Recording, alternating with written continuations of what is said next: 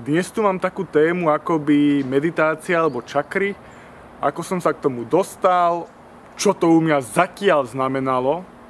Zatiaľ hovorím pretože ono je tam ako keby stále nejaká zmena. A to video som nechcel pôvodne točiť, len pretože vlastne neviem, kde sa momentálne nachádzam. Na druhú stranu, dokedy by som vlastne čakal.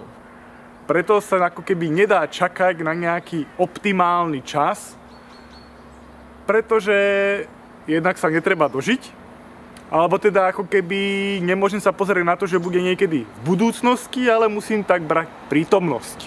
V tomto videu budem zdieľať osobnú skúsenosť, žiadne podrobnosti ohľadom techník. Ak ťa to náhodou zaujíma, náhodou som už teda v decembri roku 2023 dostal túto knihu Probuďte své božství Joe Dispenza. Ten má napríklad aj videá na YouTube, kde sú potom aj nejaké techniky, ktoré sú vedené. Hej, a je to vlastne v angličtine, ak tomu rozumieš, baví ťa to, môžeš to použiť. Pôvodne som sa k niečomu takému ohľadom čakier alebo nejakej meditácii, ktorá viedla teda predom a naspäť po chrbtici, tak som sa s tým stretol niekedy teda v máji roku 2022. A napríklad takúto meditáciu som vykonával tak raz za 2 týždne, za mesiac, potom už tak raz za 2 mesiace, hej. A trvalo to vlastne 10 minút.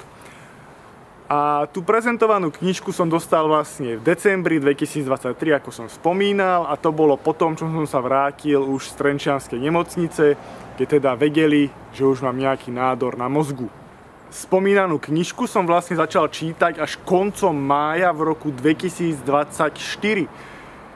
kedy nejakým spôsobom vo mne niečo vyvolalo, že by som si ju mal teda už otvoriť a začať čítať a na niečo prísť.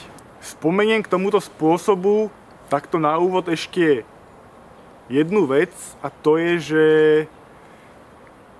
keď idem napríklad na bicykli, môžem počúvať hudbu, hej, že mám slúchadká, síce akože napríklad na tej ceste by som nemal mať, ale mám ich. A aby som mal teda väčší výkon, pustím si obľúbenú hudbu a sústredím sa ako keby na ten vonok, hej, na tú hudbu. Aspoň takto vnímam teda ja a som schopný, dám to do úvodzoviek, dosiahnuť nejaké rekordy. Takýmto spôsobom som kedysi napríklad cvičil alebo jazdil na bicykli, kdežto o nejaký čas potom som sa začal venovať napríklad, idem na tom bicykli, svieti slniečko, fúka nejaký vzduch, tak vnímam takéto veci. A kde ich teraz vnímam, hej, že je to ako keby vonku, je to na tej pokožke.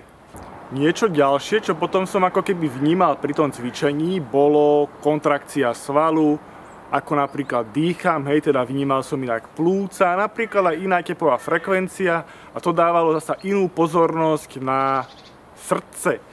A ono potom napríklad práve táto meditácia ako keby preniesla pozornosť na tú, nazvime to, energiu, ako keby na inú oblasť v tom alebo pri tom tele. Pokiaľ hovorím teda už o tých meditáciách, tak spomeniem také dôležité časti, ktoré mne teda prídu dôležité. Tou prvou je niečo také, že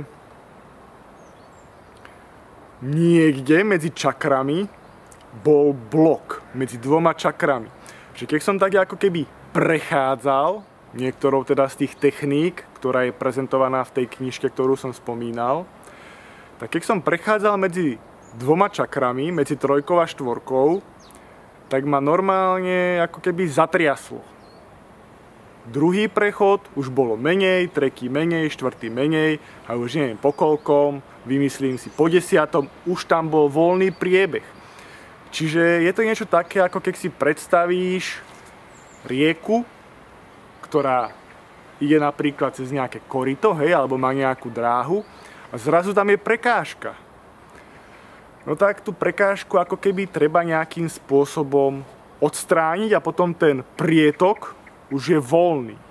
No a druhá vec napríklad taká, že ono jedná sa o to aj v coachingu, možno som to zle pochopil, hej, Ale celkovo, tak ako to ja vnímam, je to, že treba myslieť pozitívne, tie negatívne veci si netreba všímať, hej, to je akože len tak a treba to prebiť tým pozitívnym. Čím viac som teda zametal niečo negatívne, napríklad pod koberec, tým tam bolo vyše toho bordelu, tým pádom vyše som zakopával a padal na zem, to znamená, že som ako keby na to negatívne nezabudol, ale tým viac to bolo pri mne, hej, a na mysli.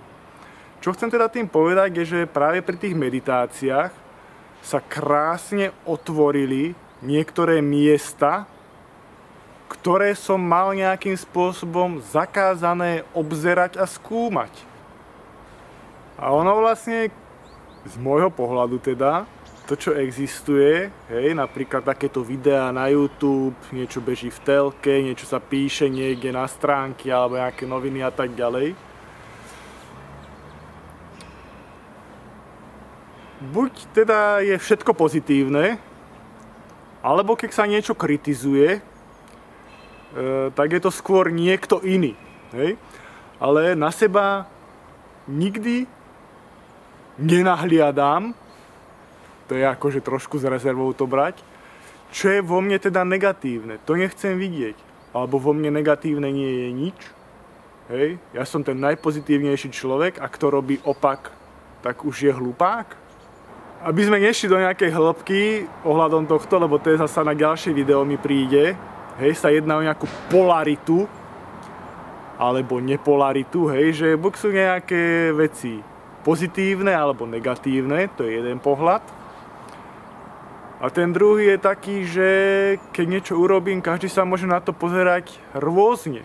Že akoby taká ultimátna pozitivita alebo negativita ani nemusí možno existovať. Keď hovoríme o tej negativite, tak mne to príde dosť dôležité, ako keby, tuším aj na to nejaký citát, uvidieť ten svoj tieň a svojím spôsobom pozrieť sa tam, kam nechcem, lebo tam nájdem to, čo potrebujem. Ako som už spomínal, pri tej meditácii možno cítiť nejakú energiu. A napríklad u mňa sa ešte vynárali nejaké spomienky na nejakú minulosť. Hej, kde napríklad môžu vzniknúť slzy alebo smiech. Ale nie je to také niečo, alebo nebolo to také niečo ako pozitívne alebo negatívne. Bolo to skôr uvoľnenie niečoho. A samozrejme potom také, nechcem hovoriť zlepšenie, ale zmena vo vnútornom pocite. Dôležité podotknúť, že to, o čom hovorím, je to, čo som ako keby zažil ja. Ty nemusíš mať z toho ako keby rovnakú skúsenosť. Môžeš mať niečo iné, možno 50% máme rovnakých, ale v iných ako keby smeroch, kam sme boli zavedení, sa odlišujeme. Ono vlastne všetko podstatné je na blízku. Ide len o to, ako sa to musí prejaviť, aby to bolo tebou zbadané. Vidíme sa na budúce.